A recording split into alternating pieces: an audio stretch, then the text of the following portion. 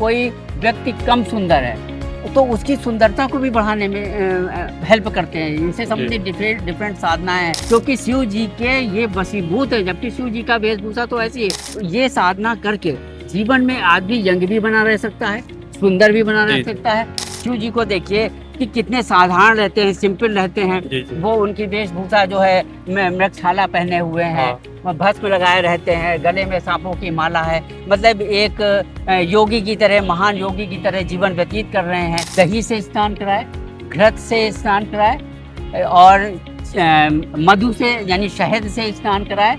इन सब चीज़ों से स्नान करा करके उसके बाद फिर जल से स्नान करा करके, शुद्ध जल से स्नान करके उनके शिवलिंग को पोंछ देना चाहिए। जो भी हमारी दिक्कतें हैं, परेशानियां हैं, बाधाएं हैं, अड़चने हैं, रोग हैं, व्याधियां हैं और जो भी न्यूनताएं हैं हमारे जीवन की, चाहे धन से संबंधित हो या किसी भी चीज़ से संबंधित हो, जिसको चढ़ाने मात्र से ही शिव जी अति प्रसन्न होते हैं। और श्रावण मास भगवान शिव का प्रिय मास है।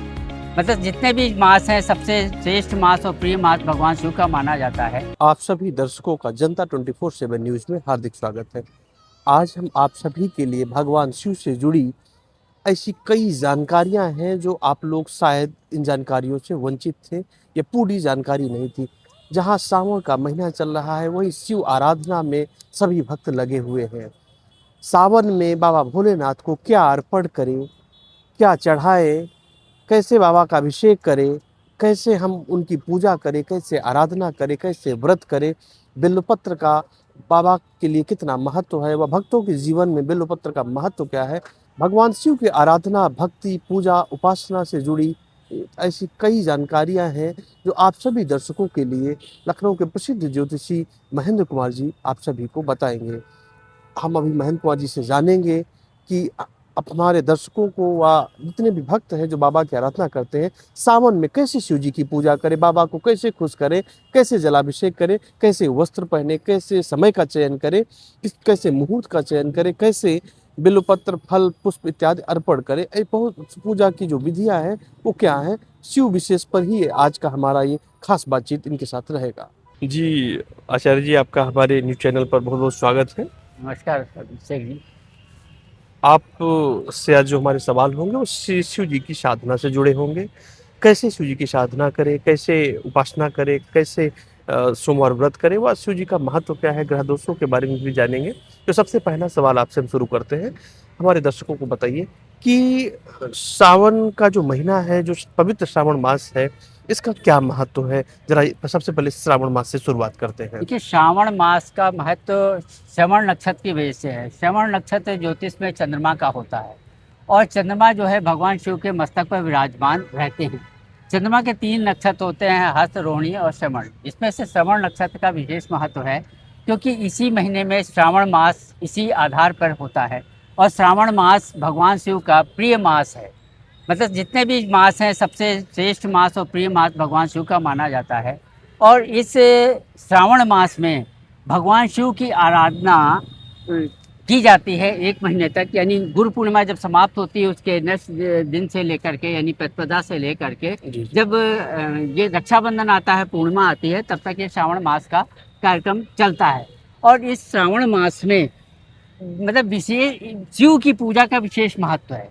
इसमें देखिए शिव जी, देखिए भोलेनाथ हैं, महादेव हैं, शंकर हैं और शिव जी जो हैं इनकी पूजा करने से सभी भक्तों को, साधकों को आसानी से उनके अभीष्ट पूर्ण हो जाते हैं। यानी शिव जी जो है बहुत जल्दी प्रसन्न होने वाले देवता हैं। और ये जो पूरा श्रावण मास है भगवान शिव के लिए ही बना है। इसमें भगवान शिव की आराधना और विशेष तौर पे और इसके अलावा और भी जो भी देवी देवता हैं उनकी भी आराधना की जा सकती है। और इस श्रावण मास में हर दिवस को, यानी रविवार को सूर्य देवता की आराधना करें, सोमवार को शिव जी की आराधना करें, मंगल को मंगला गौरी का व्रत करें, इसी तरह से बुध और बृहस्पति। जैसे बहुत सारे लोग नहीं जानते हैं बिल्वपत्र का महत्व, कि बाबा को चढ़ाना चाहिए तो कब चढ़ाना चाहिए और क्या महत्व है, तो ये जरा हमारे दर्शकों को बिल्वपत्र के महत्व। बिल्वपत्र भगवान शिव का बहुत प्रिय मतलब पत्र है, जिसको चढ़ाने मात्र से ही शिव जी अति प्रसन्न होते हैं। इसके लिए अगर 108 बिल्वपत्र अगर उनके ऊपर चढ़ाए जाएं और शिवलिंग पे ओम नमः शिवाय का जप करते हुए चढ़ाया जाए तो शिव जी बहुत जल्दी प्रसन्न होते हैं और साधक के या भक्त के अभीष्ट पूरी करने के लिए तुरंत प्रयत्नशील हो जाते हैं। अभी जैसे बिलपत्र के साथ साथ बहुत सारे लोगों के जीवन में ग्रह दोषों की समस्याएं रहती हैं, मन अशांत रहता है और या मन नहीं लगता, कई ऐसी समस्याएं हैं, उनके बारे में जरा बताइए कि शिव आराधना से कैसे ग्रह दोषों की शांति देखिए, हो। शिव आराधना से इस सावन मास में हमको या सभी भक्तों को शिव तत्व को अपने हृदय में स्थापित करना चाहिए। जब शिव तत्व को स्थापित कर लेंगे तो शिव तत्व का मतलब है कि जो मतलब अगर शिव तत्व ही हमने स्थापित कर लिया, शिव को ही स्थापित कर लिया, जो भी हमारी दिक्कतें हैं, परेशानियां हैं, बाधाएं हैं, अड़चने हैं, रोग हैं, व्याधियां हैं और जो भी न्यूनताएं हैं हमारे जीवन की, चाहे धन से संबंधित हो या किसी भी चीज़ से संबंधित हो, वो विषमता दूर होती है। जो भी अभाव होते हैं वो दूर होते हैं। और इस संसार में बहुत सारी अशांति जो फैली हुई है, जो उसको भी अशांत यानी अशांत वो जो फैली हुई है वो भी एक विष रूप में है। शिव जी, भगवान शिव जो है अपने गले में विष धारण करते हैं, यानी वो मतलब विष को धारण किया हुआ, विष को पिया है उन्होंने। तो ये जो समाज में जो बुराइयां हैं, अभाव हैं, परेशानियां हैं, ये भी हमारे जीवन में एक विष की तरह हैं और इनको पार किए बिना इस अंधकार अभाव संघर्ष ये विष जो है, ये जो है हमारा जो है अभाव है, परेशानियां हैं और किसी तरह के संकट हैं, शत्रु हैं, ये सब हमारे जीवन में विष की तरह व्याप्त है। अगर इनको हम दूर नहीं करेंगे तो जीवन हमारा निष्कंटक रूप से जीवित रहना मुश्किल हो जाएगा। और शिव जी का कहना है, आप शिव जी को देखिए कि कितने साधारण रहते हैं, सिंपल रहते हैं। जी, जी। वो उनकी वेशभूषा जो है मृगछाला पहने हुए हैं, हाँ। भस्म लगाए रहते हैं, गले में सांपों की माला है, मतलब एक योगी की तरह, महान योगी की तरह जीवन व्यतीत कर रहे हैं। लेकिन उसके बावजूद भी वो सब कुछ देने में सक्षम है, मतलब धन भी देने में सक्षम है, आपको शांति देने में भी सक्षम है। यानी शिव जो है भोग और मोक्ष दोनों को प्रदान करने में सक्षम हैं। इसलिए अगर किसी भी व्यक्ति को भोग और मोक्ष दोनों की आवश्यकता है जी, जी। तो भगवान शिव की आराधना अवश्य करनी चाहिए। और उसके लिए ये शिव का ये जो श्रावण मास है का विशेष मंत्र है, इसमें एक एक मिनट को में का सदुपयोग करना चाहिए और सदुपयोग करके जीवन के जो भी अभाव हैं मनुष्य प्राणियों के अपने दूर कर सकते हैं। इसमें कोई संदेह वाली बात नहीं है। जी आचार्य जी, अगला प्रश्न हमारा है, क्या शिव जी की आराधना कोई भी कर सकता है, जरा हमारे दर्शकों को बताइए। देखिए, शिव जी की आराधना कोई भी कर सकता है, चाहे स्त्री हो, पुरुष हो, बच्चा हो, बूढ़ा हो। ये कोई ज़रूरी नहीं है कि अगर कोई बूढ़ा व्यक्ति है तो पूजा स्थान में ही बैठ के करे। जहाँ वो बैठा हुआ है, बिस्तर पे है, वहाँ पे ही बैठे बैठे कर सकता है अगर सक्षम नहीं है अपने स्वास्थ्य की वजह से। बच्चा है वो भी कर सकता है। और सिंपल शिव जी के लिए सिंपल मंत्र है, ओम नमः शिवाय का षडाक्षरी मंत्र है, कोई भी कर सकता है। और इस मंत्र को कम से कम 5 माला डेली करें तो जीवन में जो भी परेशानियां हैं वो दूर होती हैं। इसके साथ ही साथ जो भी हमें चाहिए जीवन में, अगर मोक्ष चाहिए, देखिए शिव जी के दोनों रूप हैं, जी, जी। साकार रूप भी है और निराकार रूप भी है। निराकार रूप में मतलब वो उनका कोई आकार नहीं है। साकार रूप में जैसा हम लोग कैलेंडर में या इस तरह से देखते हैं, वो ये साकार रूप है जिस तरह से हम पूजा करते हैं। जो हम लोग शिवलिंग की पूजा करते हैं, ये वो निराकार स्वरूप की पूजा करते हैं। अभी जैसे बात शिवलिंग की आती है और साकार और निराकार स्वरूप की जी। बात आती है, तो भगवान को जैसे कहा गया है विभुम व्यापकम ब्रह्म वेद स्वरूपम, तो हम लोग मतलब आपसे हो या कोई मतलब लोग जानने की कोशिश करते हैं कि बाबा कैसे पूजा करें, तो यही प्रश्न जो हमारे दर्शकों की तरफ से है या दर्शकों के लिए है कह सकते हैं, या तो हम जरा हमारे दर्शकों को भक्तों के लिए बताइए कि शिव जी की आराधना कैसे करें, क्या क्या सामग्री चढ़ाए कि बाबा प्रसन्न हो और शुभाशीष प्रदान करे बाबा, ऐसी जरा विधियाँ और उपाय बताएं। देखिए, शिव जी की आराधना के लिए डेली नित्य प्रति श्रावण मास में प्रातःकाल उठ जाएं, स्नान करें, स्वच्छ वस्त्र धारण करें, स्वस्थ वस्त्र धारण करके पूजा स्थान में बैठ करके दीपक वगैरह जला लें। और अगर घर में शिवलिंग अगर है तो उस पर ओम नमः शिवाय का जल अर्पण करें, बिलपत्र चढ़ाएं। और शिव जी को आक के फूल ज़्यादा प्रिय हैं। आक का पौधा होता है जिसमें गणेश जी की मूर्ति बनती है, वो सबसे ज़्यादा प्रिय है। अगर वो शिव जी को चढ़ाया जाए, और शिव जी को गुलाब का फूल भी काफ़ी प्रिय जी, है, जी। ये चढ़ाया जाए तो ये भी प्रसन्न होते हैं। और बिल्वपत्र चढ़ाया जाए, आग का पौधा चढ़ाया जाए, तुलसी चढ़ाई जाए, तुलसी की मंजरी चढ़ाई जाए, तो ये सब उनको अति प्रिय हैं। इससे उनका जो है मतलब पूजा अर्चना की जा सकती है। और इसके साथ ही साथ श्रावण मास में रुद्राभिषेक भी हर जातक को कराना चाहिए। कायदे से तो नियम यह है कि डेली रुद्राभिषेक करे इन्हीं सब चीज़ों से, पंचामृत और से। रुद्राभिषेक की जब बात आती है तो सबसे पहले जब अभिषेक शब्द जुड़ता है तो हम एक सवाल आपसे पूछेंगे कि बाबा को जलाभिषेक के लिए गंगा जल के बारे में जरा बताइए कि कैसे। देखिए, अभिषेक के लिए गंगा जल, पहले तो शुद्ध जल से स्नान कराना चाहिए, जी। फिर गंगा जल से स्नान कराए, फिर दूध से स्नान कराए, दही से स्नान कराए, घृत से स्नान कराए और मधु से यानी शहद से स्नान कराए। इन सब चीज़ों से स्नान करा करके उसके बाद फिर जल से स्नान करा करके, शुद्ध जल से स्नान करा के उनके शिवलिंग को पोंछ देना चाहिए। उसके बाद फिर अन्य पूजन अर्चन करना चाहिए।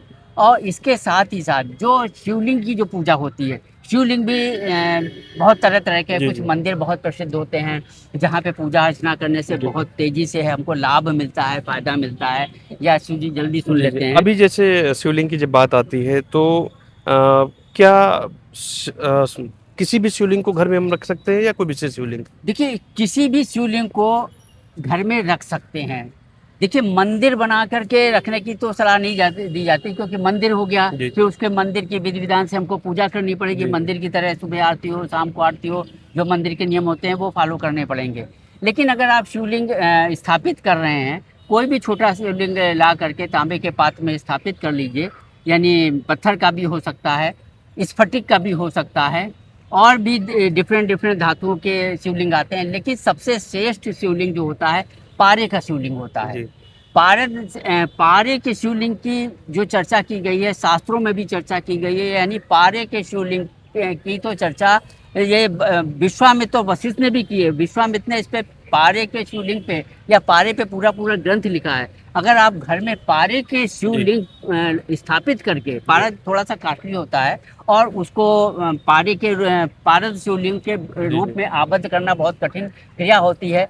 बहुत कुछ योगी सन्यासी ही उसको बना पाते हैं, दुर्लभ होता है थोड़ा मिलना, लेकिन फिर भी मिल जाता है, भारतवर्ष में मिल जाएगा। उसको अगर आप घर में ला करके स्थापना करें, और श्रावण मास हो या अदर दिवस भी हो, उसमें भी डेली अगर 5 बार भी नॉर्मल दिवस में ओम नमः शिवाय का करते हुए उस पर जल चढ़ाएं पारद शिवलिंग पे, तो कहा गया है, एक शास्त्रों में लिखा हुआ है कि आपके इस जन्म के और पूर्व जन्म के भी पाप ताप जो भी दोष हैं वो दूर होते हैं। तो सबसे अच्छा उपाय है, क्योंकि हम लोगों से जाने अनजाने में पिछले कर्म जन्म का तो पता नहीं, इस जन्म में भी हो जाते हैं, तो वो भी दूर करना जरूरी है। अभी जैसे बात आती है शिवलिंग की, शिव पूजा की, जी। तो उसके साथ एक सवाल खड़ा होता है कि क्या शिव जी का जो सोमवार व्रत होता है वो कोई भी कर सकता है या कोई विशेष भक्ति कर सकता है या कोई भी कर सकता है? इसमें क्या अंतर है, जरा हमारे देखिए, दर्शकों को बताइए। शिव जी का व्रत कोई भी कर सकता है, इसमें कोई रिस्ट्रिक्शन नहीं है, कोई बाधा नहीं है। कोई विशेष व्यक्ति ही कर सकता है, कोई सन्यासी ही कर सकता है। लेकिन सबकी प्राप्त करने की इच्छा, चीज़ों को प्राप्त करने की इच्छा अलग अलग हो सकती है। हो सकता है कोई मोक्ष प्राप्त करने के लिए कर रहा हो सकता है कोई धन प्राप्ति करने के लिए कर रहा जी, जी। हो सकता है कोई रोगों को दूर करने के लिए कर रहा हो सकता है कोई अकाल मृत्यु को दूर करने के जी। लिए कर रहा हो। तो सबके उद्देश्य अलग अलग हो सकते हैं। लेकिन और शिव जी जो है भोग और मोक्ष, यानी भौतिकता और आध्यात्मिकता दोनों में सक्षम व्यक्ति हैं, दोनों में सक्षम देवता हैं। ये आदि देव हैं। ये सृष्टि के आरंभ होने से पहले भी शिव जी थे, और शिव जी जब सृष्टि का आरंभ नहीं हुआ था, यानी जब दिन और रात नहीं होते थे, न दिन होता था न रात होते थे, हाँ, उस समय भी शिव जी आदि देव के रूप में थे और सृष्टि में विद्यमान थे। और धीरे धीरे करके जब मनुष्य आए पृथ्वी पे, तो उनकी पूजा का प्रचार प्रसार हुआ। तो शिव जो है आदि देवता हैं, इनका पुराणों में भी और भागवत में भी उनका उल्लेख है। और शिव जी तो वो देवता है जिनकी आराधना जी। भगवान राम ने भी की, सेतुमंत्र रामेश्वरम में, जी। भगवान कृष्ण ने भी की है। और भगवान कृष्ण ने गीता में स्वयं लिखा है कि कृष्ण को रुद्र के रूप में लिखा है कि रुद्र देवता हैं। तो भगवान शिव को डिफरेंट नाम है। शिव भी कहते हैं, शंकर भी कहते हैं, महादेव भी कहते हैं, रुद्र भी कहते हैं और महेश भी कहते हैं। और शिव का मतलब आधा स्वरूप मतलब नारी का अर्ध नारीश्वर भी कहा जाता है। अच्छा, साधना करने के समय, शिव पूजा करने के समय, व्रत करने के समय, भगवान शिव की जलाभिषेक करने के समय, मतलब बाबा का पूजन करते समय किन वस्त्रों को धारण करना चाहिए और कैसे रंग के वस्त्र होने चाहिए, जरा हमारे देखिए दर्शकों को बताइए। पूजा के दौरान बेहतर तो ये होगा कि धोती पहने और ऐसा वस्त्र पहने जो सिला हुआ ना हो, मतलब दर्जी के द्वारा, टेलर के द्वारा सिला हुआ ना हो। तो धोती पहन सकते हैं, बनियान पहन सकते हैं, या स्त्रियां हैं साड़ी पहन सकती हैं, या जो सिला हुआ वस्त्र जी। हो उस तरह। लेकिन फिर भी अगर सिला हुआ वस्त्र है, किसी की रिस्ट्रिक्शन है, नहीं है कि सिला हुआ ही है, तो वो भी कर सकते हैं। देखिए जो ईश्वर हैं वो इन सब चीज़ों के भूखे नहीं होते, उनको तो भाव चाहिए।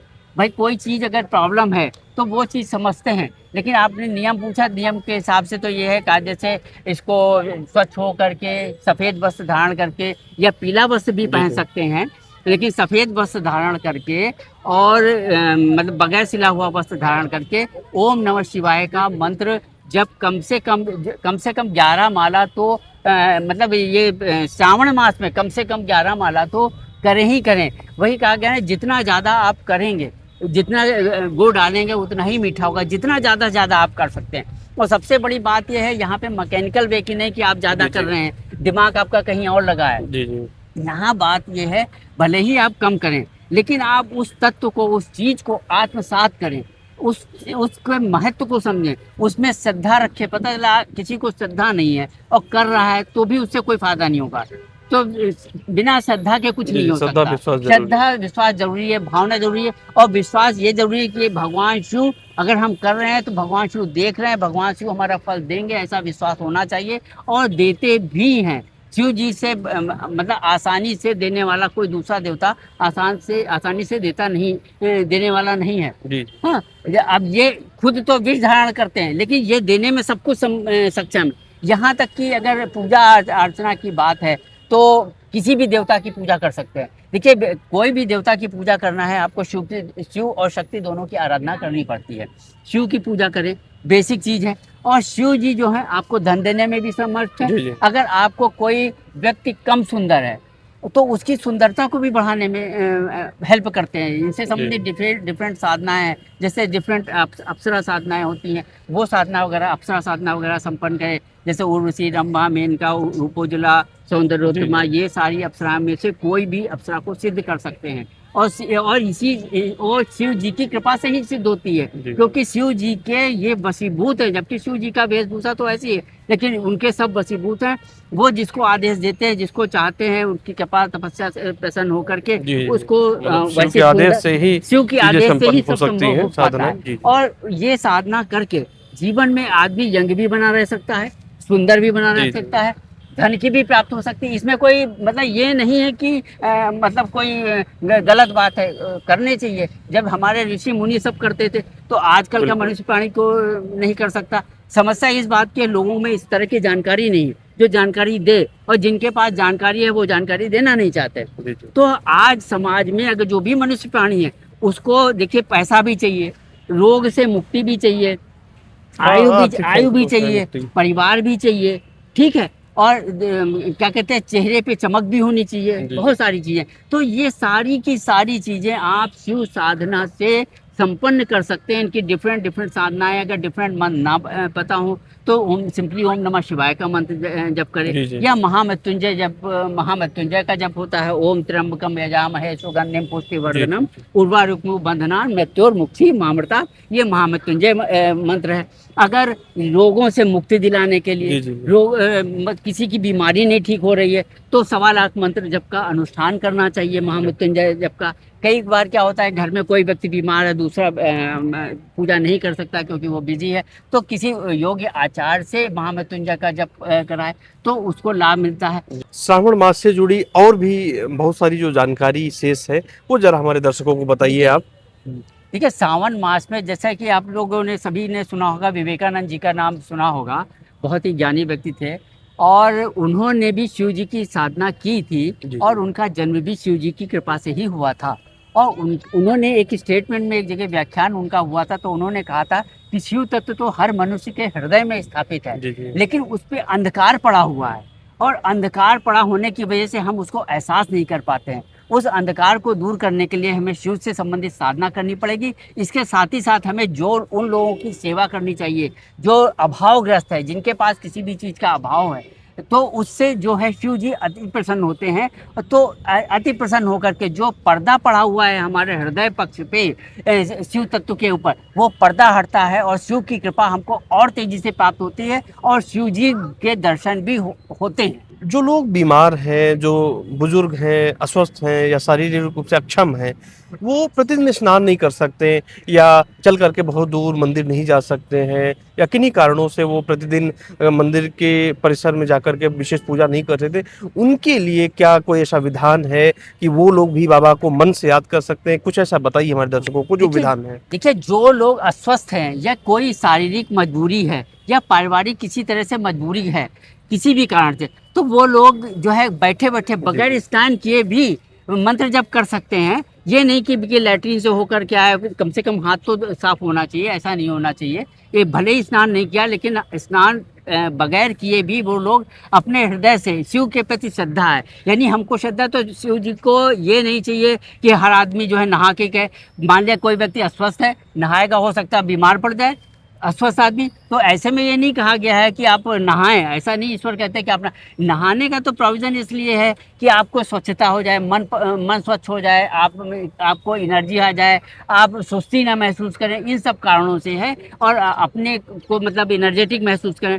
लेकिन कोई अस्वस्थ है, कोई ऐसी नियम नहीं है कि आप वो व्यक्ति नहाए, वो बिस्तर पे बैठे बैठे ही पूजा कर सकता है। और यहाँ तक कि मैं तो ये बता रहा हूँ कि कोरोना काल में मैं भी बीमार पड़ा था और मैं पूजा नहीं कर सकता था, लेकिन उस दौरान मतलब मैंने बिस्तर पे बैठे बैठे ही बगैर नहाए मैंने पूजा की, और ईश्वर की कृपा से या शिव जी की कृपा से या देवी देवताओं की कृपा से मैं बच गया। 2 बार कोरोना हुआ, वो स्थिति कि बचना मुश्किल था, मेरा या मेरे परिवार के सभी सदस्य बीमार थे, तो वो भी किया जा सकता है। इसमें कोई बाउंडेशन नहीं कि वो व्यक्ति नहाए, बूढ़ा व्यक्ति है नहाए या अस्वस्थ व्यक्ति है वो नहाए, कोई रिस्ट्रिक्शन नहीं है, बशर्ते मन से श्रद्धा होनी चाहिए जी, कि जी, हम शिव जी को याद कर रहे हैं। जी, जी। आप कोई जरूरी नहीं कि आप पूजा लेकर बैठे हैं, आप चलते फिरते भी, जिसको कहते हैं अजपा जब भी कर सकते हैं। अजपा जब और ज़्यादा इंपॉर्टेंट होता है कि आप लगातार ईश्वर को याद कर रहे हैं, जैसे कोई व्यक्ति किसी को याद करता है, जी। आप कोई जरूरी नहीं। ये सब तो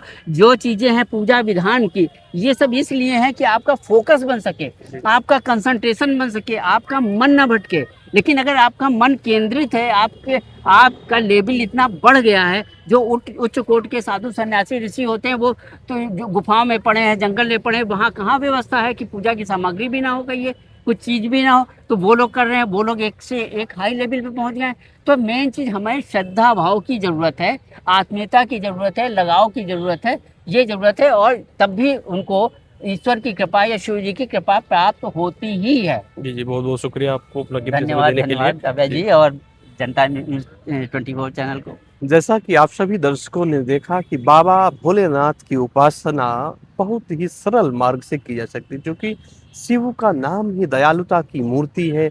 इसीलिए बाबा का जो स्वरूप है, जो बाबा का विग्रह है, जो बाबा का शिवलिंग है, वो चमत्कार, दिव्यता, सजीवता, सकारात्मकता से परिपूर्ण है।